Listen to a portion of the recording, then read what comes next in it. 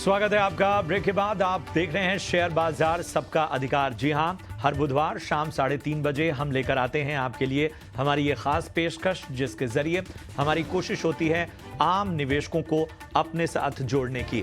तो अपने सवाल हम तक पहुंचाने के लिए तरीका बेहद आसान है। आप QR कोड स्कैन करके अपने सवाल हम तक पहुंचा सकते हैं, हमसे व्हाट्सएप से जुड़ सकते हैं। यही नहीं, यूट्यूब पर लाइव सवाल भी आप हमसे पूछ सकते हैं और उन लाइव सवालों को हम अपनी चर्चा में शामिल करते हैं। जी हाँ, वक्त वक्त पर हम आपके लिए QR कोड बीच बीच में स्कैन करेंगे।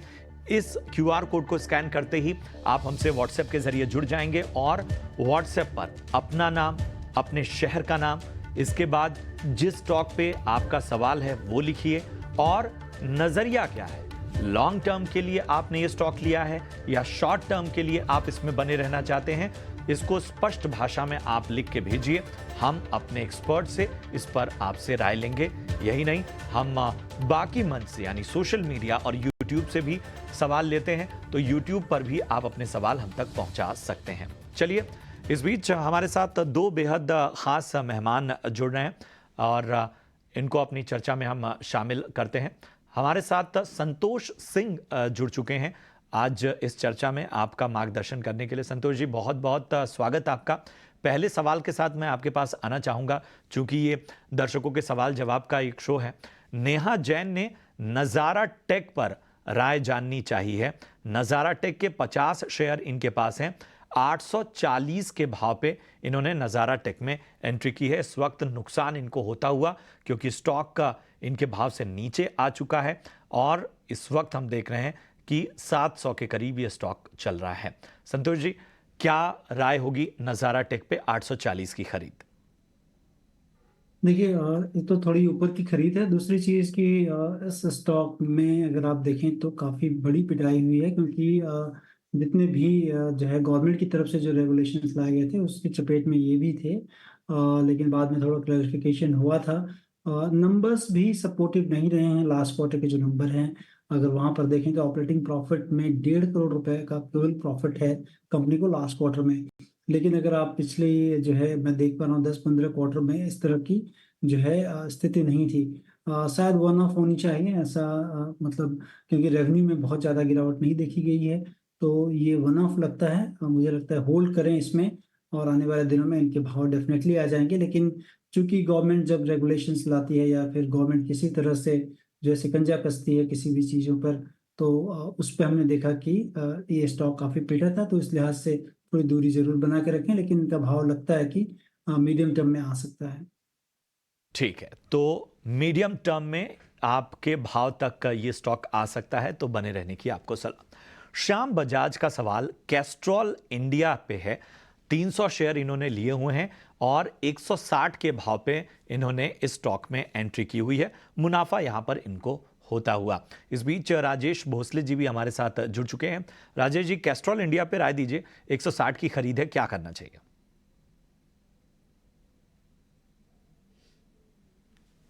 राजेश जी, अपने आप को जरा अनम्यूट कर लें आप।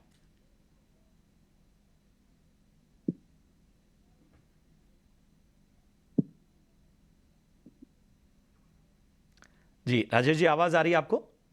यस यस, अभी मुझे आवाज आ रही है। जी जी, बताएं। तो अगर आप कैस्ट्रॉल इंडिया को देखें तो काफी मल्टीपल स्विंग लोस है अराउंड 182 के आसपास। तो 182 का वो एक ट्रेलिंग स्टॉप लॉस रख सकते हैं, तो उसके नीचे स्टॉक जो है एक मेजर करेक्शन मोड में जा सकता है। फिलहाल 180 का स्टॉप लॉस रखे और कोई भी बाउंस में वापस उनको अगर 210 220 मिलता है तो वहां पे बुक करना चाहिए। ठीक है, तो ये नजरिया आपके स्टॉक पे कोई भी उछाल आता है तो वहां पर आपको यहां से बिकवाली की सलाह मिलती हुई। कृष्णन मलिक हैं और धनलक्ष्मी बैंक पे राय जानना चाहते हैं। इनकी बाइंग प्राइस 43 यानी 43 रुपए की है। 700 शेयर इन्होंने लिए हुए हैं। इनके भाव से फिलहाल स्टॉक नीचे। तो धनलक्ष्मी बैंक पे संतोष जी, क्या नजरिया बन रहा है? 43 की बाइंग। देखिए, लास्ट क्वार्टर के रिजल्ट्स भी लास्ट के 2 क्वार्टर में इनफैक्ट रिजल्ट थोड़े से डिम रहे हैं, जबकि सारी बैंकों में हम देख रहे हैं कि रिजल्ट्स अच्छे दिख रहे हैं। लेकिन वैल्यूएशन वाइज थोड़ा सस्ता है दूसरे बैंकों से। क्योंकि रिजल्ट्स भी खराब आ रहे हैं। तो मुझे लगता है कि इसमें अगर आपको कभी भी उछाल मिलता है 45 से 50 के बीच में, तो वहाँ पर आप निकलने की सोचें। और इससे बेहतर बैंकें हैं जहाँ पर कि आपको जाना चाहिए। Bank of Baroda, state bank of India, Canara bank, ये तमाम बैंक हैं जो कि काफ़ी अच्छी कर रही हैं इन दिनों। तो वहाँ पर आप देखें, इस बैंक से उछाल पर निकलने की सलाह होगी। ठीक है, तो यहाँ पर आपको खास रणनीति मिलती हुई। बिलास हैं कोलकाता से और इनका सवाल डूडला डेयरी पे है। 890 की खरीद है। हालांकि शेयरों की संख्या कम है, 35 इनके पास शेयर हैं डूडला डेयरी के। 890 की खरीद है। इनके भाव से फिलहाल स्टॉक नीचे। राजेश जी, 890 की खरीद कब तक उम्मीद करें कि इस स्टॉक में ये भाव या इससे ऊपर का मुनाफा अगर इन्हें चाहिए हो तो वो भाव आ सकता हो? अभी फिलहाल स्टॉक जो है अपने सपोर्ट के पास पहुंच रहा है। अप्रैल मार्च मंथ में 830 लेवल से एक शानदार रैली देखने को मिली थी। वहीं पे हमें एक 200 डीएमए भी देखने को मिल रहा है। तो फिलहाल जो है 830 का सपोर्ट है। एक्सपेक्ट कर सकते हैं एक बाउंस बैक आ सकता है। बाउंस बैक में वापस उनका भाव या अराउंड 930 ऐसे लेवल्स आते हैं, तो वहां पे एग्जिट करना चाहिए क्योंकि काफी ओवरहेड रेजिस्टेंस स्टॉक्स तो है ऊपर। बिल्कुल, तो ये नजरिया डूडला डेयरी पर आता हुआ। संध्या सिंह का सवाल आईएफसीआई पे है। एक बार फिर मैं दोहरा दूं, आईएफसीआई पे राय जानना चाहती हैं संध्या। 1200 शेयर हैं इनके पास और इन्होंने 47 के भाव पे आईएफसीआई लिमिटेड में खरीद की। अच्छे लेवल पे एंट्री की है। स्टॉक की संख्या भी अच्छी है, इसलिए मुनाफा भी यहाँ 14,500 के करीब होता हुआ। संतोष जी, आईएफसीआई लिमिटेड 47 की खरीद बने रहें, यहाँ से और ऊपर कुछ लेवल नजर आ सकते हैं या जो मुनाफा हो रहा है वो बांध लिया जाए? मुझे लगता है कि मुनाफा को एक बार बांध लें या एटलीस्ट 50-60% तो ले लें, क्योंकि कंपनी 5 सालों के बाद जो है प्रॉफिट में दिख रही है, कंपनी आई है। और वैल्यूएशंस जो है वो 3 times of price to book पे है। तो इसका मतलब है कि जो है ऑलरेडी जितने भी पॉजिटिव्स हैं वो काफ़ी ज़्यादा फैक्टर किए जा चुके हैं करंट मार्केट प्राइस पे। तो उस लिहाज से मुझे लगता है कि थोड़ा सा प्राइसी है स्टॉक। तो 50-60% मुनाफा ज़रूर इनको आउट ऑफ द टेबल ले लेना चाहिए। ठीक है, तो यहां पर आपको मुनाफा बांधने की सलाह यानी पार्शियल प्रॉफिट बुकिंग की सलाह मिल रही है। 50 से 60% आप इसमें मुनाफा बांध लीजिए और उसके बाद इसमें बने रहिए। बढ़ते आगे, मुकेश का सवाल है और इनका सवाल बीएचईएल पे है। भेल पे राय जानना चाहते हैं। 314 की इनकी बाइंग है। ऊपरी स्तरों पे इनकी खरीदारी, हालांकि स्टॉक क्वालिटी स्टॉक्स है। तो राजेश जी बताएं क्या करना चाहिए, बने रहें? शॉर्ट टर्म में थोड़ा सा हायर लेवल से प्रॉफिट बुकिंग देखने को मिल रहा है, बट हायर चार्ट फ्रेम अगर देखे तो अभी भी पॉजिटिव है। डेफिनेटली बने रहिए, बट इवेंट के पहले अगर बाउंस आता है और भाव के आसपास आता है तो एक बार लाइट हो सकता है, क्योंकि वहां पे का 316 से काफी बार 2 बार सेलिंग देखने को मिले है। तो 315 316 कॉस्ट के आसपास आता है तो एग्जिट करने की सलाह होगी। नीचे में जो है अभी फिलहाल में 265 काफी अच्छा सपोर्ट है। ठीक है, तो 315 316 के लेवल्स को खास तौर पे ध्यान रखिए और उस हिसाब से रणनीति बनाइए। चलिए बढ़ते हैं आगे। सद्दाम शेख का सवाल है रेल विकास निगम लिमिटेड यानी आरवीएनएल पे। 200 शानदार लेवल पे इन्होंने एंट्री की है। 200 रुपए के भाव पे एंट्री की हुई है और यहां पर इनको मुनाफा होता हुआ इस वक्त हम देख रहे हैं 375 के भाव पे चल रहा है आरवीएनएल। और लगातार रेलवे स्टॉक का, रेल इंफ्रा पे हमारे एक्सपर्ट बुलिश रहे हैं। संतोष जी, इनकी खरीद बड़े अच्छे लेवल पे 200 रुपए पे इन्होंने आरवीएनएल के स्टॉक में एंट्री की हुई है। हम देख रहे हैं कि इस मार्केट में भी रेल और रेल इंफ्रा के जो स्टॉक्स हैं वो बहुत बेहतर संकेत दे रहे हैं। आरवीएनएल पे अगर स्पेसिफिकली राय जानना चाहें तो आपको कैसा लग रहा है यहाँ से? देखिए, मुझे लग रहा है कि काफ़ी अपॉर्चुनिटी साइज इस स्टॉक में ज़्यादा होगी, क्योंकि रेलवे इंफ्रास्ट्रक्चर में जो डेवलपमेंट की बात है और कंपनी के मैनेजमेंट काफ़ी आश्वस्त हैं मुझे लग रहा है कि। और वो कह रहे हैं कि जो इनका एनुअल टर्नओवर है तकरीबन जो है वो मेंटेन करने की कोशिश कर रहे हैं कि उससे 4 to 5 टाइम्स इनकी जो है ऑर्डर बुक हो। और जो कि मौजूदा अगर आप देख लें आरबीएनएल में, तो 21,700 करोड़ के करीब का जो है सालाना टर्नओवर रहा है। और उससे 3 से 4 गुना ज़्यादा ऑर्डर एक्सपेक्ट कर रहे हैं ये। तो इसका मतलब है कि फ्यूचर इनकम रहेगी। और तो आपको होल्ड करना चाहिए स्टॉक। अच्छा स्टॉक है और सरकार का फोकस भी काफ़ी इंफ्रास्ट्रक्चर पे रहा है। और खासकर अगर आप देखें इंफ्रास्ट्रक्चर में रोड नेटवर्क और रेलवे नेटवर्क पे ज़्यादा रहा है। इलेक्ट्रिफिकेशन से लेकर बढ़िया तरह से स्टेशन हो और आपको एक फील गुड, या फिर आप जो जो लोग भी यात्री हैं वो एक अच्छा एक्सपीरियंस करें, इन सारी चीज़ों पर काफ़ी ध्यान दिया जा रहा है। उस पे इंफ्रास्ट्रक्चर पे काफ़ी खर्च हो रहा है और उसका पूरा जो है लाभ इस कंपनी को होगा, क्योंकि ये इंफ्रास्ट्रक्चर डेवलपमेंट में है ये कंपनी, तो होल्ड करने की सलाह है। तो यहाँ पर आपको बने रहने की सलाह, जैसा हमने पहले भी चर्चा की थी। भारत परमार साहब हैं, इनका सवाल किम्स पे है। किम्स यानी Krishna institute of medical sciences limited. बहुत ही शानदार लेवल पे मैं कहूँगा इन्होंने बाइंग की है। 675 की इनकी बाइंग है और मुनाफा देखिए, अच्छे खासे मुनाफे पे इस वक्त बैठे हुए हैं, जबकि स्टॉक में हम देख रहे हैं कि एक गिरावट का दौर चल रहा है पिछले काफ़ी वक्त से। पिछले एक महीने में देखें तो लगभग 10.5% ये स्टॉक गिर चुका है। लेकिन चूंकि इन्होंने बहुत ही निचले स्तरों पर खरीदारी की है, तो वहाँ से आप ये मान के चलिए कि 3 गुने जो उछाल है उससे बस थोड़ी ही दूर इस वक्त नजर आ रहे हैं। लेकिन क्या ये जो गिरावट है इसमें मुनाफा बांट लेना चाहिए? राजेश जी, किम्स पर क्या राय होगी? 675 की बाइंग है, अच्छे खासे मुनाफे पे है। डेफिनेटली काफी अच्छी बाइंग है। देखिए स्टॉक जो है 2300 का अभी हाई बनाया था और 2300 से अभी आके 1800 के आसपास ट्रेड कर रहा है। तो कहीं ना कहीं उनका ट्रेलिंग स्टॉप लॉस हो जाना चाहिए था जब स्टॉक 600 रुपए गिर रहा है। तो अभी ये सजेशन होगा कि कोई भी बाउंस आता है वापस 2000 के आसपास, तो वहां पे प्रॉफिट बुक करना चाहिए, क्योंकि एक ब्रेकडाउन आया था 2000 के आसपास जिसका एक बहुत अच्छा डाउन साइड है। तो कोई भी बाउंस आता है 2000 के आसपास, तो वहां पे उनको प्रॉफिट बुक करना चाहिए। ये फटाफट से कुछ सवाल अब YouTube पर जो लाइव दर्शक हमें भेज रहे हैं उनके भी ले लेते हैं। रवि गौतम हैं और इनका सवाल इंजीनियर्स इंडिया लिमिटेड पे है। इंजीनियर्स इंडिया लिमिटेड के इन्होंने 250 रुपए के भाव पे 105 शेयर खरीदे हैं और इनका नजरिया 1 साल का है। Santosh ji, engineers India limited 250 की बाइंग, इनके भाव से ऊपर है स्टॉक। हालांकि आज हम स्टॉक में दबाव साफ तौर पर देख रहे हैं, लेकिन अभी भी इनके भाव से ऊपर है। तो बताइए क्या नजरिया होगा 1 साल के लिए लॉन्ग टर्म का पर्सपेक्टिव?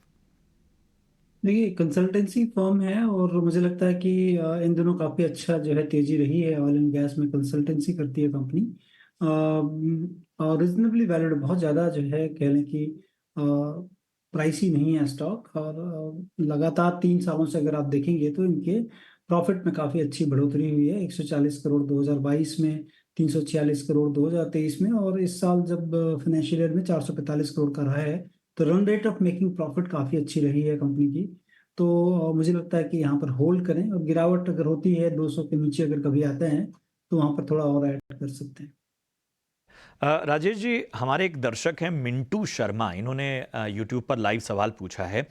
वेदांता पर नज़रिया चाहते हैं। हालांकि इन्होंने अपने किसी खरीद का जिक्र नहीं किया है। मुझे लग रहा है या तो ये खरीदना चाहते हैं, वेदांता पे एक नज़रिया चाहते हैं। तो ज़रा बताइए वेदांता को किस तरह से देख रहे हैं फिलहाल, अगर हम ट्रेंड्स को देखें? देखिए वेदांता अगर देखें तो लास्ट 2 महीने में ही एक स्टॉक में तो काफी शानदार रैली देखने को मिली है। अभी भी जो बायस है वो काफी पॉजिटिव है, स्ट्रांग है। अगर उनकी बाइंग है तो वेट कर सकते हैं, अभी भी व्यू पॉजिटिव है। अगर नहीं है तो कोई भी डिप आता है अराउंड 410 के आसपास, तो वहां पे री एंटर हो सकता है। 410 420 के रेंज में आता है तो वहां पे बाय कर सकते हैं। स्टॉक काफी अच्छे मोमेंटम में है, कोई भी डिप में बाइंग आ रही है तो एक्सपेक्ट कर सकते हैं 520 540 नियर टर्म में एक्सपेक्ट कर सकते हैं। तो ये नज़रिया फिलहाल वेदांता पर आपको मिलता हुआ। इस बीच बहुत सारे दर्शक हैं जो आरवीएनएल पे राय जानना चाहते हैं। उनसे मेरी ये गुजारिश होगी कि अब से थोड़ी देर पहले हमने आरवीएनएल पे आपको एक विस्तृत नज़रिया दिया था, जिसमें हमारे एक दर्शक ने सवाल भी पूछा था। तो प्लीज़ आप उसे रिविजिट करें। हम ये पूरी चर्चा यूट्यूब पर भी अपलोड करते हैं। तो आप इस पूरी चर्चा को दोबारा अगर देखना चाहते हैं तो शाम 6 बजे भी आप देख सकते हैं। इसके अलावा 5:30 बजे के आसपास हम यूट्यूब पर भी ये पूरी जो बातचीत होती है, जो शेयर पर पूरा नज़रिया होता है, वो अपलोड करते हैं। तो वहाँ आप रिविजिट कर सकते हैं। चलिए, एक हमारे दर्शक हैं जो इस वक्त आइडिया पर राय जानना चाहते हैं। लगभग 15 रुपए की इनकी खरीद है, 200 शेयर इनके पास हैं। क्या करना चाहिए संतोष जी? 15 रुपए की लगभग खरीद है। देखिए, ये तो थोड़ा सा महंगा लिया इन्होंने। अभी जस्ट थोड़ा देर पहले जो है एफपीओ होके गया है, 11 रुपए में दिया गया था। देखिए, अगर आपको बहुत लंबा रखना पड़ेगा क्योंकि कंपनी ने अभी हाल फिलहाल में 18,000 करोड़ के करीब इन्होंने फंड रेज किया है, और एफपीओ के जरिए फंड रेज किया, और उसके बाद अब कंपनी जो है एक्सपेंशन में 5G के लिए इक्विपमेंट्स खरीदेगी, 4G को एक्सपेंशन करेगी, और जो है धीरे धीरे जो है कंपनी में ये सारी profit percolation, but it will take much time का, एटलीस्ट जो है साल से 2 साल लग सकते हैं इन तमाम चीज़ों की प्रॉफिट कंपनी के आने के लिए। तो लंबे अवधि तक को रखना पड़ेगा। अगर आप चाहते हैं कि साल भर के अंदर अगर आप देखें, तो I think the better preposition जो होगा आपको भारतीय एयरटेल की तरफ आप देखें, क्योंकि ऑलरेडी प्रॉफिटेबल कंपनी है, और चूंकि जियो अलग से लिस्टेड नहीं है, तो मैं कहूँगा कि अगर सेम टेलीकॉम सेक्टर में जाना है तो Bharti again is a good bet. तो थोड़ा ऊपरी स्तरों पर आपने लिया है, इसकी जगह आप अगर टेलीकॉम सेक्टर में कुछ लेना चाहते हैं तो एयरटेल ज़्यादा बेहतर रहेगा। एक हमारे दर्शक यूट्यूब पर सवाल उन्होंने पूछा है, रेणुका शुगर पर राय जानना चाहते हैं। इनकी बाइंग हालांकि ऊपरी स्तरों की है, 56 रुपए के भाव पे इन्होंने लिया हुआ है 200 शेयर। राजेश जी, हालांकि आज हमने जो शुगर स्टॉक्स हैं उनमें एक अच्छा मोमेंटम ज़रूर देखा। रेणुका शुगर हालांकि इनके भाव से नीचे है, 56 रुपये इनकी खरीद है। इनका सीधा सवाल है कि कब तक इनके स्तर पे आ जाएगा या इनके भाव से ऊपर आ जाएगा? देखिए, काफी साइडवेज रहा है ये स्टॉक, कोई मोमेंटम नहीं है। काफी दूसरे शुगर स्टॉक्स में जो है मोमेंटम देखने को मिला है, बट ये स्टॉक इतना ज्यादा कोई ट्रैक्शन नहीं देखने को मिल रहा है। तो सलाह यही होगी, कोई भी बाउंस आता है तो बाउंस में एग्जिट कीजिए। देखिए, मल्टीपल हाईज है अराउंड 46-47 के रेंज में, जहाँ पे 200 डीएमए भी है, तो कोई भी वहां पे बाउंस आता है तो बाउंस में एग्जिट कर सकते हैं। बलरामपुर चीनी जो है काफी एक अच्छा काउंटर है, तो उसमें जो है वो शिफ्ट कर सकते हैं। रेनू का थोड़ा एक साइडवेज काउंटर है। एक हमारी दर्शक हैं अंतिमा सुमन, और हिंदुस्तान कंस्ट्रक्शन पर राय जानना चाहती हैं, और 2900 शेयर इनके पास हैं एचसीसी के, यानी हिंदुस्तान कंस्ट्रक्शन के 36 रुपए के भाव पे लिया हो। संतोष जी, ज़रा बताइए क्या करना चाहिए हिंदुस्तान कंस्ट्रक्शन में? देखिए, मुझे लगता है कि थोड़ा एक स्टॉप लॉस जरूर देना चाहूंगा मैं कि तकरीबन 34 रुपए के नीचे का एक तो स्टॉप लॉस पहले लगाएं। कंपनी के नंबर्स को मैं देख रहा हूँ तो last year company net profit basis पे लॉस में थी। इस बार 478 करोड़ का प्रॉफिट है कंपनी को, और ऑपरेटिंग मार्जिन जो है वो कंपनी की इस साल बढ़ी है लास्ट ईयर से। नंबर्स रेवेन्यू के लिहाज से कम आए हैं, लेकिन ऑपरेटिंग प्रॉफिट बढ़ी है कंपनी को। अदर इनकम पोर्शन इस बार काफी ज्यादा रहा है, 974 करोड़ के करीब, जिसके कारण की प्रॉफिट ज्यादा आई है। ऐसे अगर आप देखें दूसरी जो कंपनियां हैं कंस्ट्रक्शन में, वहां पर I think it better preposition है। एल को ले लें या KNR कंस्ट्रक्शंस को लें, PNC इंफ्रा को ले लें, तो मुझे लगता है कि इससे बेटर प्रपोजिशंस और हेल्दी बैलेंस शीट्स उन कंपनियों में है। इस कंपनी में मतलब आपको हो सकता है कि शॉर्ट टर्म में गेन मिलता हो, लेकिन लॉन्ग टर्म का नजरिया अगर है तो ये सारी कंपनी ज़्यादा अच्छी लगती है मेरे को। फटाफट से एक सवाल और ले लेते हैं। हमारे एक दर्शक हैं जो कोचीन शिपयार्ड पे राय जानना चाहते हैं, प्रणय नाम है इनका, और इन्होंने 600 के रुपए के भाव पे कोचीन शिपयार्ड लिया हुआ है। लॉन्ग टर्म का नज़रिया इसमें चाहते हैं, तो सबसे पहले तो बधाई देनी होगी इनको, क्योंकि बहुत ही शानदार स्तर पे इन्होंने यहाँ पर ख़रीदारी की है। 3 गुना भाव के करीब अब ये पहुँचने के से ज़्यादा ऊपर हो चुका है। बताएं क्या करना चाहिए राजेश जी? लॉन्ग टर्म के लिहाज से कोचीन शिपयार्ड 600 की खरीद है। डेफिनेटली काफी अच्छी खरीदी है, और ये वीक में, ये मंथ में काफी अच्छा अट्रैक्शन देखने को मिला है स्टॉक में। बने रह सकते हैं क्योंकि कोई भी डिप में बाइंग आ रही है। एंड लॉन्ग टर्म के नजरिए से देखें तो एक 2450 पे एक रिट्रेसमेंट लेवल बन रहा है, तो 2450 के लिए लॉन्ग टर्म के टारगेट्स के लिए बने रह सकते चलिए फटाफट से एक और सवाल ले लेते हैं, और ये सवाल संतोष जी आपके लिए होगा। केपीआई ग्रीन पे हमारे एक दर्शक हैं धर्मेंद्र कुमार, वो राय जानना चाहते हैं। 1850 की बाइंग इनकी है, इनके भाव के से थोड़ा ही नीचे है ये स्टॉक। 6 से 8 महीने तक स्टॉक में बने रह सकते हैं धर्मेंद्र, ये कह रहे हैं। 1850 की बाइंग केपीआई ग्रीन कैसा लग रहा है?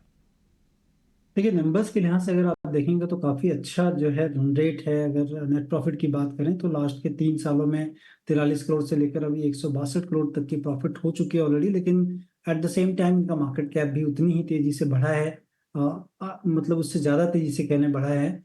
थोड़ा सा प्राइसी है स्टॉक, मुझे लगता है कि 800 के नीचे का अगर है आपके पास तो स्टॉप लॉस लगाएं। लेने की सोच, सॉरी, 1800 के नीचे की। और अगर आप लेने की सोच रहे हैं तो सब्सटैंशियल करेक्शन 15 to 20% अगर करेक्शन होता है तो वो एक बेटर लेवल होगा जहां पर कि आप अपने आप को प्लेस कर सकें। अदरवाइज जो है ग्रीन कहने की एनर्जी में जितनी भी कंपनियां हैं, ईपीसी में हो या कंसल्टिंग में हो, उन सारी कंपनियों को आने वाले दिनों में काफी अच्छा काम मिलेगा, क्योंकि सरकार का उद्यम बहुत ज्यादा है कि हमारी जो एनर्जी है वो ज़्यादा जो है वो ग्रीन एंड क्लीन एनर्जी होनी चाहिए। उसके लिहाज से ये सेक्टर काफ़ी एक्सपैंड कर रहा है और ये कंपनी राइटली प्लेस्ड है जहाँ पर कि ये अपॉर्चुनिटी को अच्छी तरह से ले सकती है। क्रिया करेंगे संतोष जी। इसके साथ ही बहुत बहुत धन्यवाद राजेश जी आपका भी इस चर्चा में जुड़ने के लिए और शेयर बाजार सबका अधिकार में हमारे आम निवेशकों का बेहतर तरीके से मार्गदर्शन करने के लिए। तो आप अपने सवाल हम तक पहुंचाते रहिए, हम इन सवालों को अपनी चर्चा में शामिल करते रहेंगे। समय सीमा होती है इसलिए सारे सवाल नहीं ले पाते हैं, लेकिन कोशिश यही होती है ज़्यादा से ज़्यादा सवालों को शामिल किया जाए। फिलहाल मुझे और मेरी पूरी टीम को दीजिए इजाज़त। आप देखते रहिए ET नाउ स्वदेश। नमस्कार।